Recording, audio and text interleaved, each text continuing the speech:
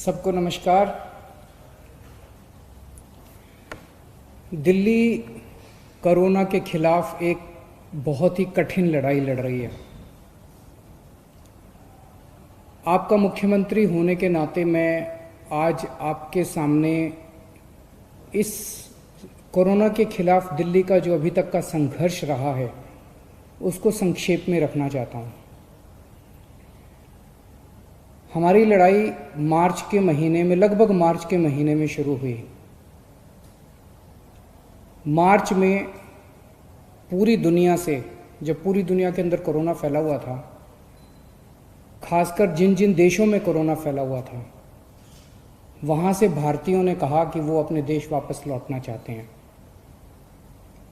केंद्र सरकार ने सही निर्णय लिया और उन सब लोगों को वापस अपने देश लाने के लिए फ्लाइट्स का इंतजाम किया। मार्च के महीने में विदेशों से,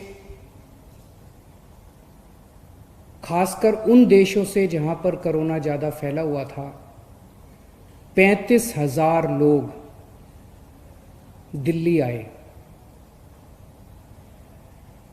इन लोगों को एयरपोर्ट पे स्क्रीन करते थे, देखते थे कि बुखार है क्या। कुछ चंद लोग जिनको बुखार था उन्हें आरएमएल सफदरजंग में भर्ती कराया और बाकी सबको घर भेज दिया। कुछ लोगों को क्वारंटाइन किया था, लेकिन अमूमन 35,000 लोगों को घर भेज दिया गया।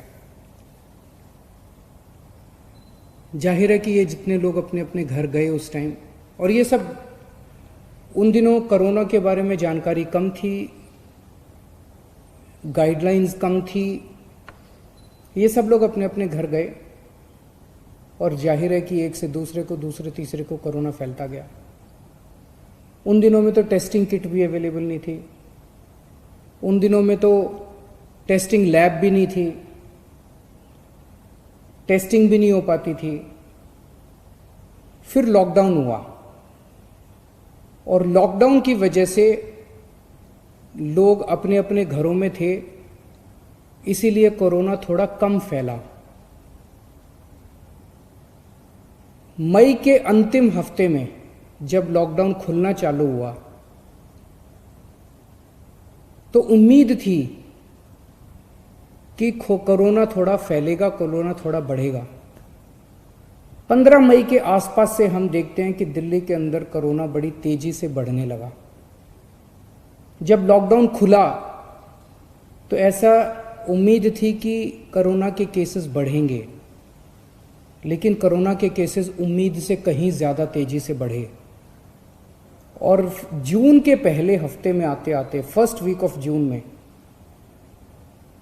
दिल्ली के अंदर हमें बेड्स की कमी नज़र आने लगी, टेस्टिंग की कमी नज़र आने लगी। और बेड्स की कमी होने की वजह से जब कुछ लोगों को बेड्स नहीं मिल पा रहे थे तो मौत का आंकड़ा भी बढ़ने लगा। तब हमारे पास 2 ऑप्शंस थे। एक ऑप्शन था लॉकडाउन दोबारा लगा दिया जाए, हमने बहुत सारे लोग। दूसरा ऑप्शन था कोरोना से लड़ा जाए। जनता से पूछा, जनता का कहना था कि लॉकडाउन कब तक रहेगा, कभी ना कभी तो लॉकडाउन, आज नहीं तो कल, कल नहीं तो परसों, 1 महीने बाद, 2 महीने बाद लॉकडाउन तो खोलना पड़ेगा। तो निर्णय लिया गया कि कोरोना से लड़ेंगे, कोरोना से मिलकर सामना करेंगे, सारी दिल्ली के लोग मिलकर कोरोना का सामना करेंगे, कोरोना से युद्ध करेंगे।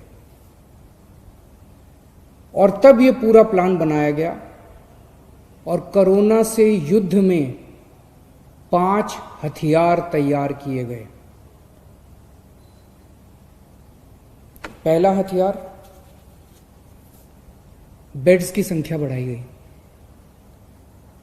हमने देखा कि लोगों को कोई एक अस्पताल से दूसरे अस्पताल में दौड़ रहा है, दूसरे से तीसरे में दौड़ रहा है, बेड्स नहीं मिल रहे हैं, बेड्स की बहुत कमी है। मेरे पास रात रात भर फोन आते थे, मैं रात रात भर जाग के लोगों के लिए बेड्स का इंतजाम करता था। पिछले कुछ दिनों से फोन आने बंद हो गए हैं। पिछले 1 महीने में हमने दिल्ली के अस्पतालों में कोरोना के मरीजों के लिए बहुत बड़े स्तर के ऊपर बेड्स का इंतजाम किया है।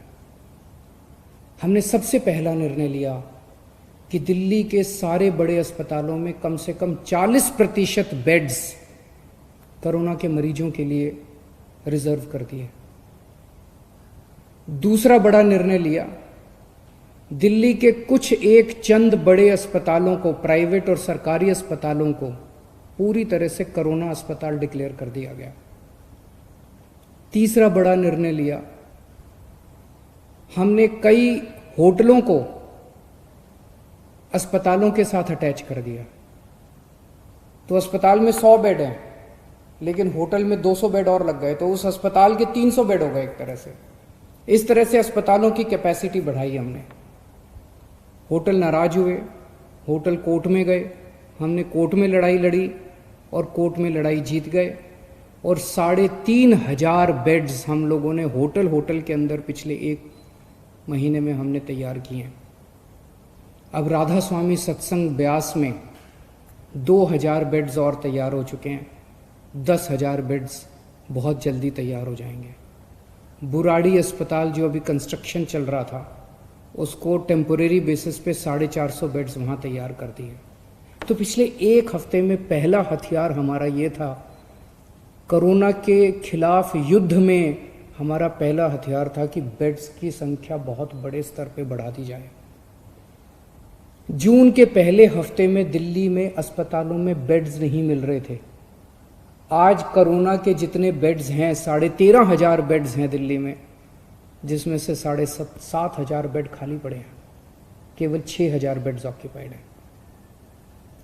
अभी बेड्स की फिलहाल कमी नहीं है, प्राइवेट में भी और सरकार में भी। लेकिन हमें हाथ पे हाथ रख के नहीं बैठना। अभी आगे का भी हम इंतजाम कर रहे हैं, और भी बेड्स खाली पड़े रहे बेड्स, लेकिन बाई चांस कल को कोरोना बढ़ गया तो उसकी तैयारी करनी है, इसलिए और भी खूब बेड्स का हम इंतजाम कर रहे हैं। दूसरा हथियार हमारा था टेस्टिंग एंड आइसोलेशन। जून के पहले हफ्ते में हमने देखा कि लोगों को टेस्टिंग करने के लिए धक्के खाने पड़ रहे थे। कुछ टेस्टिंग लैब्स ने गड़बड़ करनी चालू कर दी। पॉजिटिव को नेगेटिव दिखा देते थे, नेगेटिव को पॉजिटिव दिखा देते थे। उन लैब्स के खिलाफ एक्शन लेना पड़ा और हमने कई सारे कदम उठाए। जून के पहले हफ्ते में जहां डेली 5,000 टेस्ट हो रहे थे, आज दिल्ली में 20,000 टेस्ट डेली हो रहे हैं। देश में लगभग सबसे ज़्यादा टेस्ट डेली दिल्ली में हो रहे हैं, 20,000 टेस्ट डेली। अब किसी की शिकायत नहीं आ रही है कि टेस्टिंग में दिक्कत है। टेस्टिंग एंड आइसोलेशन, हम टेस्ट करते हैं, खूब टेस्ट कर रहे हैं, जम के टेस्ट कर रहे हैं, गली गली में टेस्ट कर रहे हैं और आइडेंटिफाई करते हैं कौन कोरोना का मरीज है और उसको आइसोलेट कर दो, कौन कोरोना का मरीज है उसे आइसोलेट कर दो। बहुत बड़े स्तर पे दिल्ली में चल रहा है और इसके लिए मैं खास तौर से केंद्र सरकार का शुक्रिया अदा करना चाहता हूँ, जिन्होंने हमें रैपिड टेस्टिंग की में मदद की। एंटीजन टेस्ट्स, उन्होंने पहले हमें कुछ किट्स दिए, अब तो हमने 6 लाख किट खुद भी खरीद लिए, लेकिन पहले एंटीजन टेस्ट शुरू करने के किट्स हमें केंद्र सरकार ने दिए, परमिशन दी, हमारा हाथ पकड़ के हमें करना सिखाया। इसके लिए हम केंद्र सरकार के आभारी हैं। तीसरा हमारा हथियार था कोरोना की लड़ाई में, तीसरा हथियार है oximeters and oxygen concentrators. Corona में सबसे बड़ी दिक्कत होती है कि ऑक्सीजन की कमी हो जाती है और ऑक्सीजन की कमी होने से आदमी की डेथ हो जाती है। तो हमने जितने लोग घरों के अंदर अपना इलाज करा रहे हैं, सबके घरों में ऑक्सीमीटर भेज दिए। ऑक्सीमीटर होता है, उससे आप अंगूठा डाल के और पता कर लेते हो कि आपके अंदर ऑक्सीजन कितनी है। तो हमने सारे पेशेंट्स को बोला वे घंटे 2 घंटे में अपनी चेकिंग कर लेना, अगर आपकी ऑक्सीजन का लेवल कम हो हमें फ़ोन कर देना, हम आपके घर ऑक्सीजन भेज देंगे और आपको अस्पताल में शिफ्ट कर देंगे। तो ऑक्सीमीटर जो है एक तरह से सुरक्षा कवच का काम कर रहा है अपने कोरोना के मरीजों के लिए। और ऑक्सीजन कॉन्सेंट्रेटर, अगर कोई अस्पताल में आए तो उसको ऑक्सीजन की सिलेंडर की और उसकी कमी नहीं होनी चाहिए। इसीलिए हम कोशिश कर रहे हैं कि सरकार के हर बेड में ऑक्सीजन की व्यवस्था हो। तो लगभग 4000 ऑक्सीजन कॉन्सेंट्रेटर खरीदे हैं। ऑक्सीजन कॉन्सेंट्रेटर होते हैं जिससे आपको ऑक्सीजन मिल सकती है। तो हम कोशिश है कि दिल्ली सरकार के हर अस्पताल के हर बेड के ऊपर आपको आज ऑक्सीजन मुहैया कराने की कोशिश की जा रही है। तो ये हमारा तीसरा हथियार है। चौथा हथियार है आज कोरोना के इस खिलाफ युद्ध में प्लाज्मा थेरेपी। इसमें दिल्ली ने पूरे देश के लिए एक तरह से रास्ता दिखाया। सबसे पहले प्लाज्मा थेरेपी दिल्ली में ट्राई की गई, 29 मरीजों को दिया गया।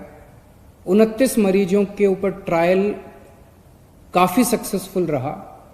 उसके नतीजे हम लोगों ने केंद्र सरकार को ड्रग कंट्रोलर ऑफ इंडिया को दिए और drug and controller of India ने उसके बाद फिर दिल्ली सरकार के अस्पतालों में भी और अन्य प्राइवेट और केंद्र सरकार के अस्पतालों के लिए भी मंजूरी देनी चालू की है प्लाज्मा थेरेपी से। अब प्लाज्मा थेरेपी जो है वो कई लोग इस्तेमाल कर रहे हैं। जो पेशेंट बहुत सीरियस हो जाते हैं, वेंटिलेटर पे चले जाते हैं या मल्टी ऑर्गन फेलियर हो जाता है, उनके ऊपर तो प्लाज्मा थेरेपी ज़्यादा काम नहीं करती, लेकिन मॉडरेट पेशेंट्स को की हालत को और ख़राब होने से बचाती है प्लाज्मा थेरेपी। तो ये प्लाज्मा थेरेपी हमारा चौथा हथियार है।